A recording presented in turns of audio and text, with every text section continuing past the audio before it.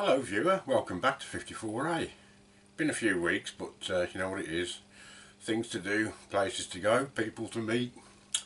Still, back now, so I'm going to try and make a little box today, but out of two contrasting woods. Found them on my shelf.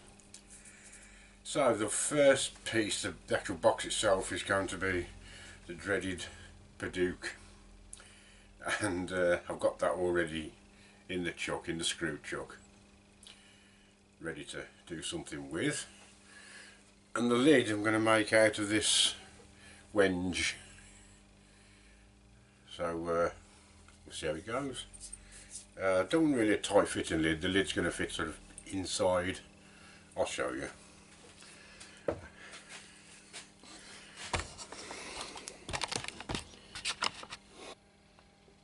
Right, that's going to be the main box itself, and the wenge is slightly smaller, as you can see. So I want to make a very round shape and sort of continue the shape around the lid, which will sit, as you see, inside. So I don't want it tight fitting, I want it easy to get on and off. A snug fit, don't want it rattling around everywhere. So the first things first, I'm going to get a tenon on this end, which will also act as a little foot for the box to stand on. So away we go with that.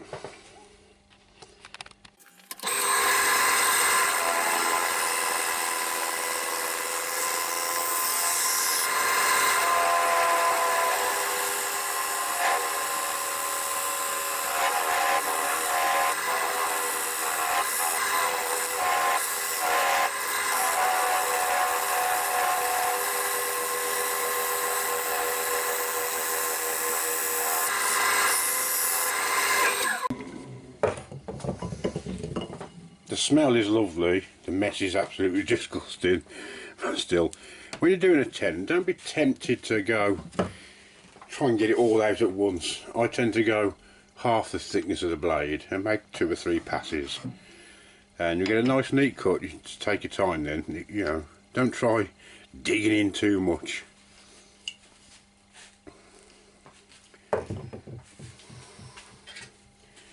See how close I am.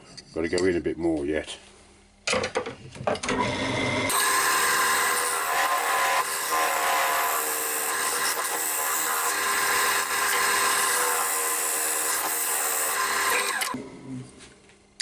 That'll do nicely.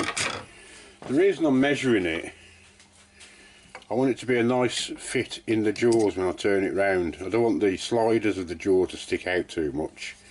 I want the jaws to be near enough closed, then you get the best grip possible.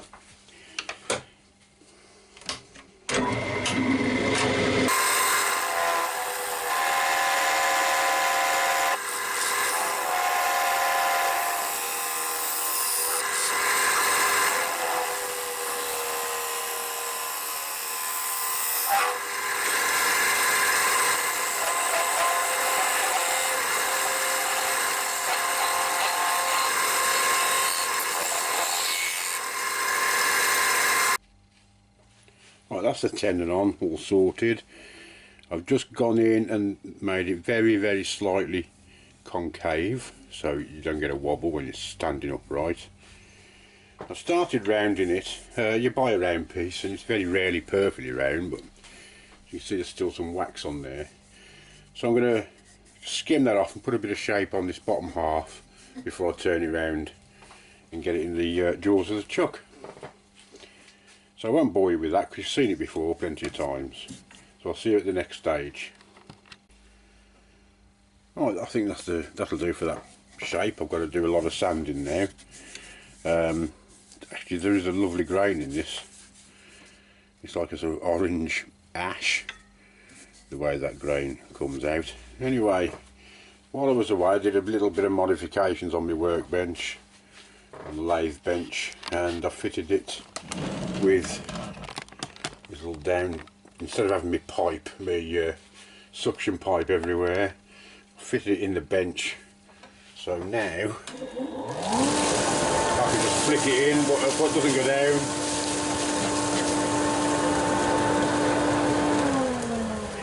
little hand brush and just sweep it all down the hole, makes life a lot easier. Right, sanding, then I'll get it turned round. Right, I've sanded the bottom down and applied sanding sealant, and now I'm going to do the old Yorkshire grit on it. Getting a bit low on that now. Rub it in well for a minute or two.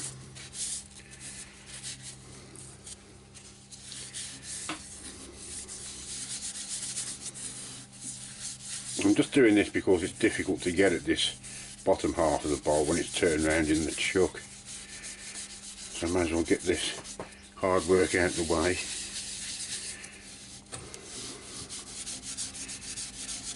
Rub it well in.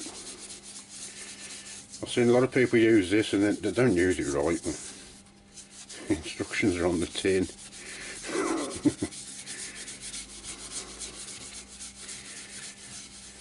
And if you follow those, you get a really nice finish with this stuff. Okay, using the same piece of paper, turn the lathe on slow and work it in for another minute or two.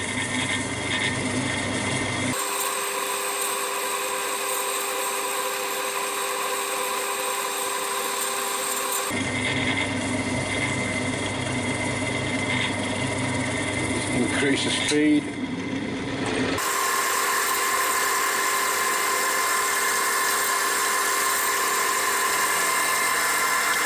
A clean piece of kitchen roll and get any remaining excess off. See it all coming off now.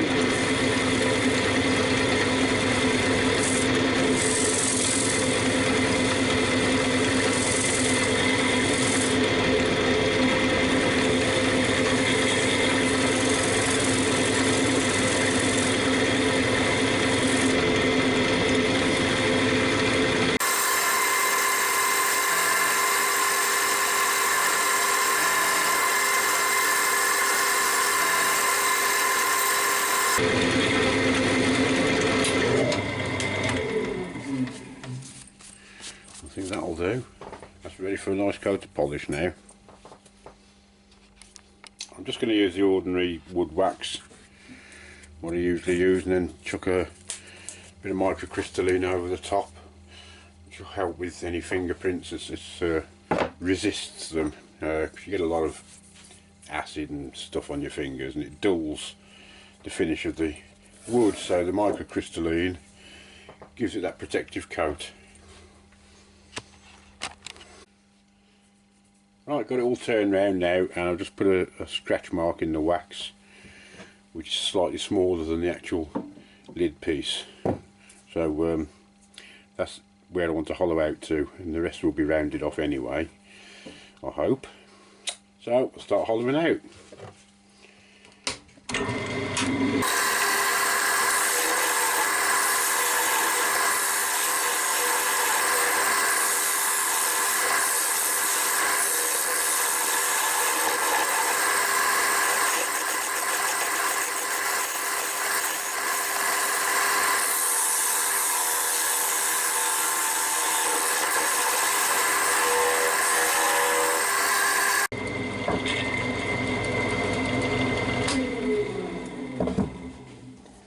Oh, hang on.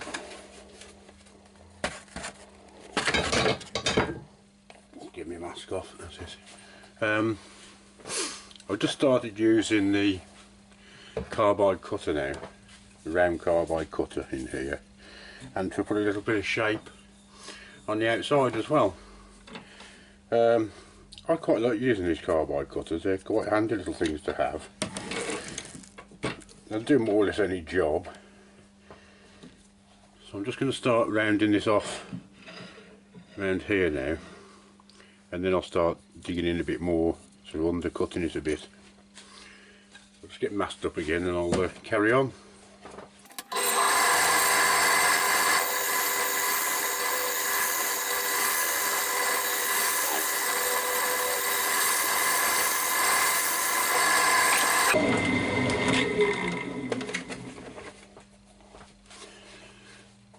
if you find that it's a bit vicious, you can always tilt the tool on its side slightly. That'll make the cut a bit smoother. You don't have to go in at 90 degrees, especially on the inside. I tend to tilt them slightly, just lessens the chances of getting the catch.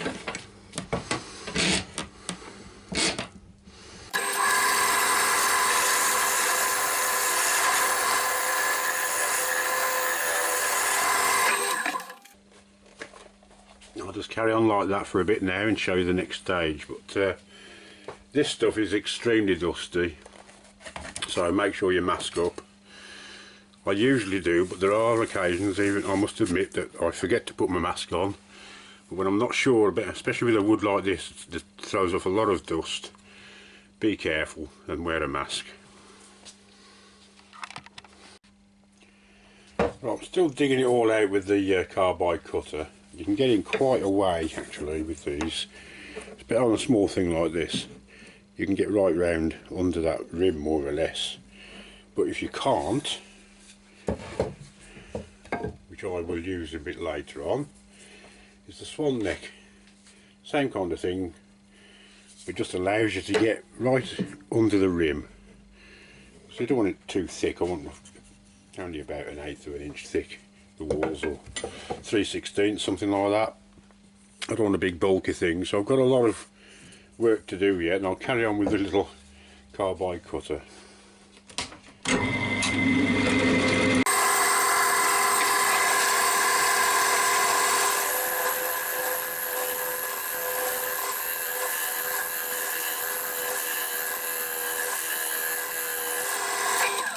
That's getting under this rim quite nicely now.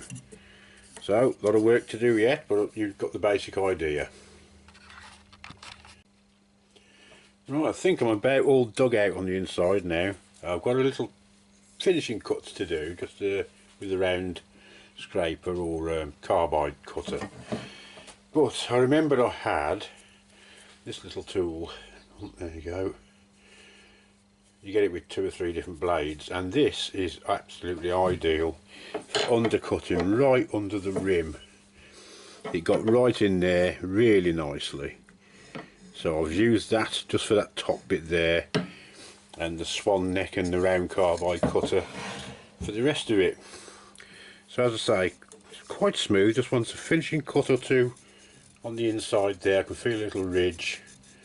So I'll get my round carbide cutter and just give it a couple of passes over there, and then start sanding it up.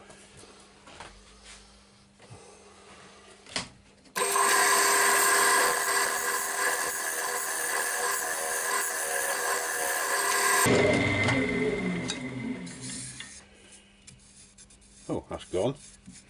Excellent. Time to do some sanding. Okay, I'm just sizing up this edge now, because that's the bit that's got to fit inside the rim of the box. So I'm just going over with a skew chisel.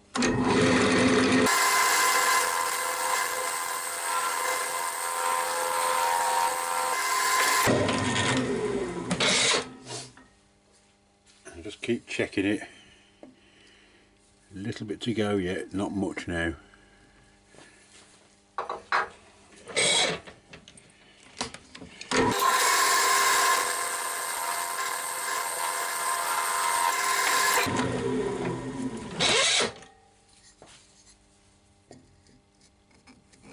Fraction more.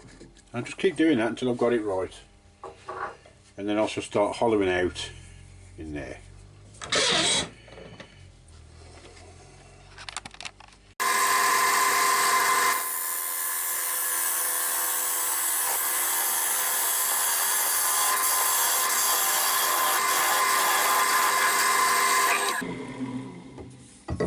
That'll do. Some nice grain on this. Nice. I'm going to put, with my parting tool, a little ridge there, so I can turn it round and hold it in the jaws of the chuck. That's what I'm going to do first.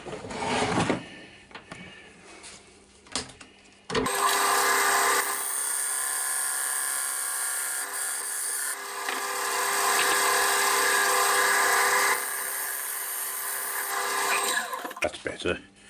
Now I can get this sanded down. Right, I've sanded down and polished the inside of the lid. That's quite a nice finish. Let's see if I can zoom it in a bit for you. There you go. Can't get much better than that really. I'm going to turn it around now and then put some shape on it. Try and get it to sort of match the bottom half of the box, or whatever it's going to be.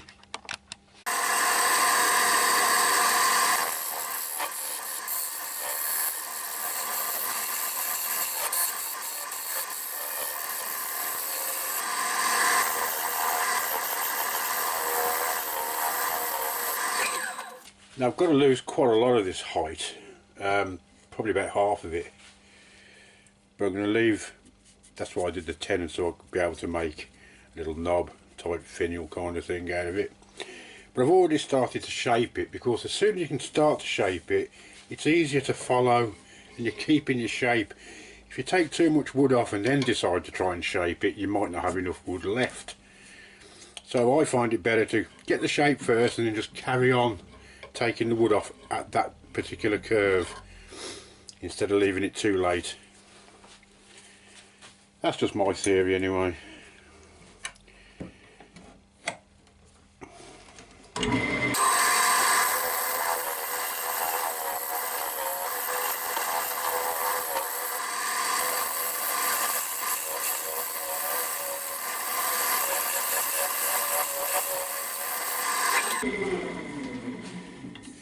Very hard wood, very hard and quite brittle, but some lovely patterns in it when you've got it cut down.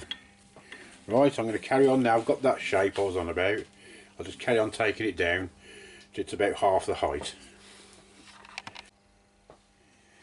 Right, slight change of plan as usual with me.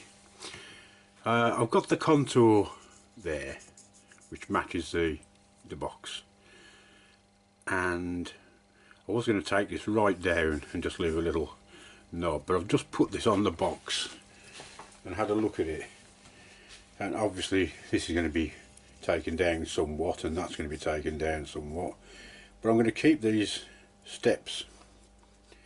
It really goes well, you'll see when it's finished, but instead of just keeping it plain, I'm going to leave that little step in, shape it all down a bit, but keep that basic shape. And if ever you want to practice sharpening your tools, get some of this wood, because you don't have to keep them sharp. It's rock hard stuff and you have to keep popping back to your grinder. Right then, slight change of plan, because had a slight catch and it's ruined it, absolutely ruined it. And this is the only piece of this wood that I've got, so it can't be used anymore. That's had it, that goes in the bin. However, I've got a piece of beech in the chuck which I am going to make the same style lid out of, and I'll stain it black to give me that contrast that I wanted. So all is not lost except for a piece of wood. Nobody got hurt. There's a couple of bits I haven't found yet, but still, just one of those things. It happens to everybody. I don't mind admitting it. I'm sorry I never had the camera running. That would have been a really great shot, but still, that's the way it goes. So I'm going to do exactly the same. I'll get this down to the right shape and size, and I'll show you what I'm doing in a bit.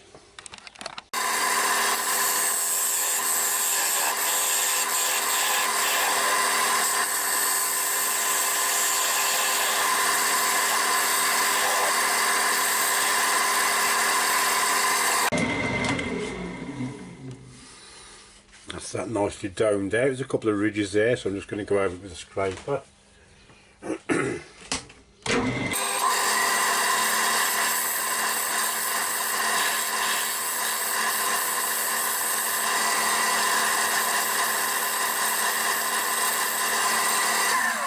I do like this new scraper, one of these side ones.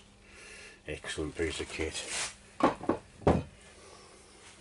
That's a lot better. That's ready for sanding and polishing.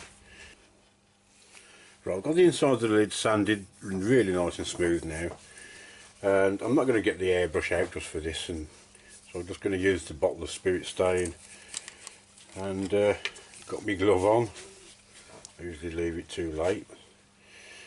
Just onto some tissue paper, switch the lathe on very slow and screw it on that way.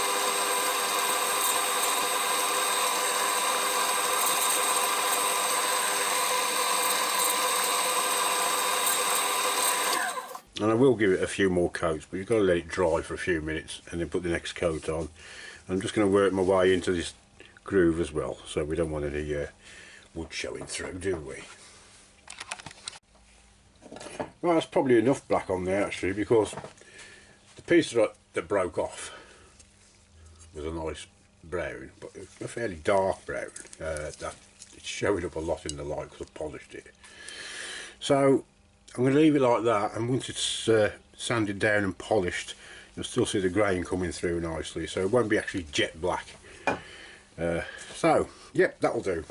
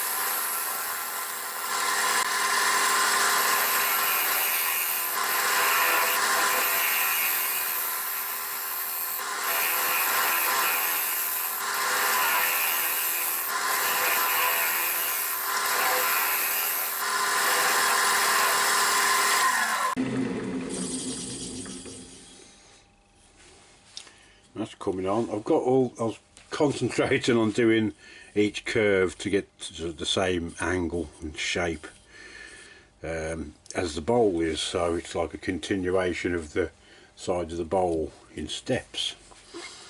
That's the theory. I've tried it on the bowl and it looks alright to me. I might just take it just a little bit smaller, this one here, and maybe the top, just to even it up a bit more. Or then again, I don't know, I think I might leave it like that. I'll sand it down and see what it looks like. Right, put plenty of black on, and you can still see the grain, which is exactly what I wanted really. So the next thing to do, I haven't put any sanding sealant on it yet because I wanted the black to soak into the wood, and now I'll put the sanding sealant on, which hopefully will stop it bleeding through to when I put the polish on.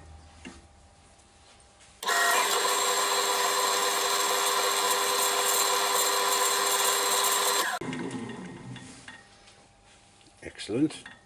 Let that dry for a minute, then I'll rub that down with 0000Y wool and give it another coat. Right, I'm just applying some microcrystalline now to give it that bit of protection.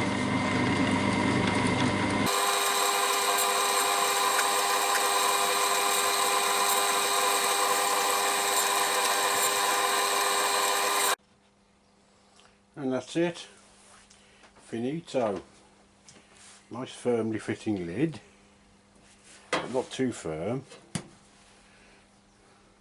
Easy to get on and off. Just a nice little click to it, that's it.